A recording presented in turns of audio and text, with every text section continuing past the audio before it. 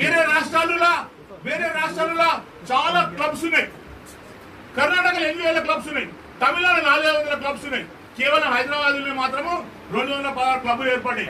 మరి జిల్లాలకు ఒక జిల్లాకు ఉమ్మడి జిల్లాకు ఒక క్లబ్, నల్లగొండకు ఒక క్లబ్, మహబూబ్నగర్కు ఒక క్లబ్, మెదక్ ఒక క్లబ్, ఆదిలాబాద్ ఒక క్లబ్. ఎవరు రంజీ ట్రోఫీ ఆడాలి, ఎవరు వన్డే ఆడాలి, ఎవరు T20 ఆడాలి, ఎవరు దేశానికి ఆడాలి, ఎప్పుడు కపిల్ దేవులు రావాలి, ఎప్పుడు సచిన్ రావాలి, ఎప్పుడు ధోని రావాలి, తెలంగాణ క్రికెటర్స్ అని చెప్పని నాకు బాధ కలుగుతా ఉంది. చూస్తూ ఉంటే జీవితం గడిచిపోతా ఉంది. ఇంకెన్నేళ్ళు బతుకుతాము మనకే తెలియదు. ఈ సందర్భంగా తెలంగాణ డిస్ట్రిక్ట్ క్రికెట్ అసోసియేషన్ ఏర్పాటు చేయడం జరిగింది. ఈ రోజు తెలంగాణ డిస్ట్రిక్ట్ క్రికెట్ అసోసియేషన్ అనేది ఒకటి ఆవిర్భావం చేయాల్సిన ఆవశ్యకత ఏర్పడింది. హైదరాబాద్ క్రికెట్ అసోసియేషన్ ఉంది లేదంటలేము. But Hyderabad cricket association itself is confined only to Hyderabad. Twin cities కే కన్ఫైన్ అయింది. ఇంతకుముందు 10 జిల్లాల నుండి ఇప్పుడు 33 జిల్లాలని. చాలా మంది క్రీడాకారులు గ్రామీణ ప్రాంతంలో ఎదురు చూస్తా ఉన్నారు. మాకు అవకాశం ఇవ్వండి, మేము రంజీ ట్రోఫీ ఆడతాము, మేము T20 ఆడతాము, వన్డే ఆడతాము, మేము దేశానికి టెస్ట్ ఆడతాము అని చెప్తున్నారు.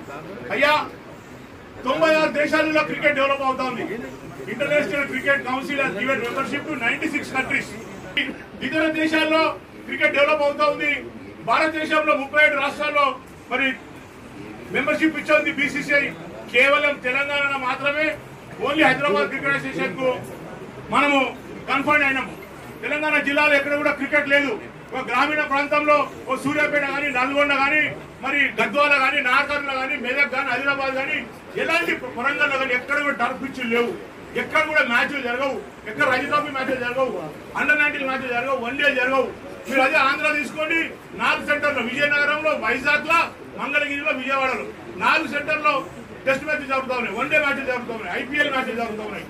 కేవలము తెలంగాణలోనే, హైదరాబాద్ లో మన దుస్థితి, మన దౌర్భాగ్యం.